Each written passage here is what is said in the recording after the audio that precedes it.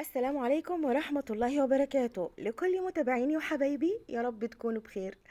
فيديو جديد ووصفة جديدة، والنهاردة وصفتنا حلوة قوي. طبعا الملوخية كلنا بنعشقها، بنحبها جدا جدا، وهنعملها النهاردة بطريقة سهلة قوي وطريقة بسيطة جدا. بس قبل كده، أنا عزة مصطفى، ويشرفني ويسعدني إنكم تشتركوا في القناة وتفعلوا الجرس، وكمان تحطوا لايك للفيديو علشان يوصل لكم كل جديد. زي ما انتوا شايفين كده، قطفت الملوخية وغسلتها بالشكل ده، وكمان صفيتها بالمصفى. وهنا هبدأ احطها كده على فوطة نظيفة علشان انشف منها كل المية، مش هيكون فيها مية خالص. بالشكل ده هبدأ افرد الملوخية بعد ما اتغسلت وبقت زي الفل، واتقطفت وبقت جميلة كده بالشكل الحلو ده. هنبدأ ننشفها على فوطة نظيفة بالشكل ده. وطبعا الطريقة دي طريقة أمي وطريقة جدتي. الطريقة دي طريقة طبعا قديمة، لكن بصراحة دي أحلى طريقة للملوخية. أنا بفضلها عن إني أعملها بقى في الخلاط أو الكبة. هنا الملوخية بتديني نتيجة روعة جدا. هنا نشفت خلاص الملوخية ومفيش مية خالص في الملوخية.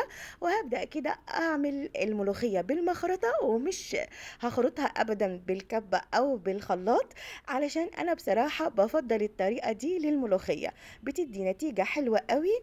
وفعلا بحس كده ان انا باكل ملوخية، طعمها وريحتها ولونها بتبقى حلوة قوي بالمخرطة، مش بحاجة تانية.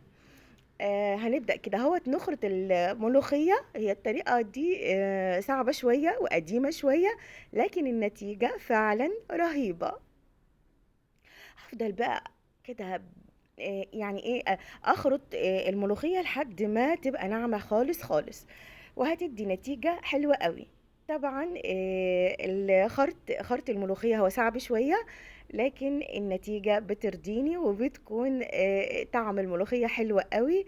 وهنطبخ الملوخية دلوقتي مع بعض بطريقة سهلة وبسيطة قوي، وهتطلع كده حلوة جدا، وهنعمل النهاردة أحلى طبق ملوخية بالشكل ده. هفضل كده اخرط الملوخية لحد ما تبقى ناعمة قوي.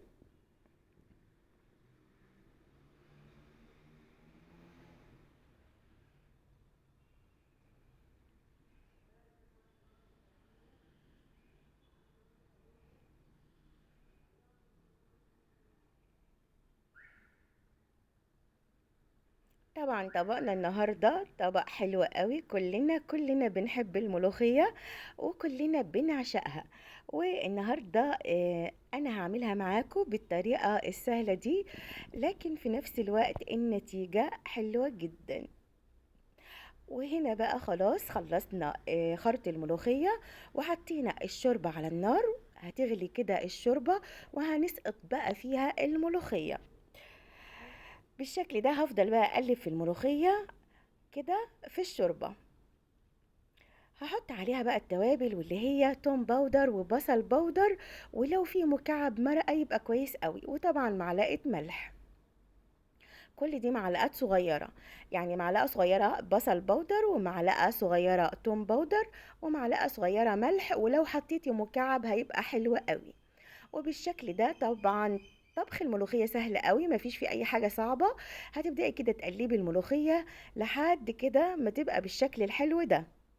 ومش هنغليها كتير ولا حاجة، علشان عايزين نحس كده واحنا بناكلها بطعم الملوخية الأصيل كده بتاع زمان. هنا هنبدأ بقى نعمل طشة الملوخية اللي بتقلب الدنيا. طبعا الريحة بتقلب الدنيا والشارع والحارة، وبتقلب المكان كله. الريحة بتبقى حلوة قوي. حطينا هنا معلقة من السمنة، وهنعمل هنا الطشة الخطيرة. بعد ما السمنة ساحت كده، هنزل بمعلقة توم مفروم. وطبعا هقلب التوم كام تقليبة، بس مش هديله لون.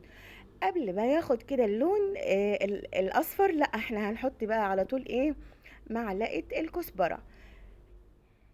في بداية اللون الاصفر كده ننزل بمعلقة الكزبرة. وطبعا مش هغمقها قوي، انا عايزة لونها فاتح عشان ما تبقاش فيها مرارة. وهننزل بالطشة بتاعتنا على احلى طبق ملوخية بالشكل الحلو ده. طبعا شايفين جمالها؟ الطبق بتاعنا النهاردة يا جماعة خطير جدا. طبق الملوخية لونه وشكله حلو جدا. لو عجبكم الفيديو حطوا لايك للفيديو.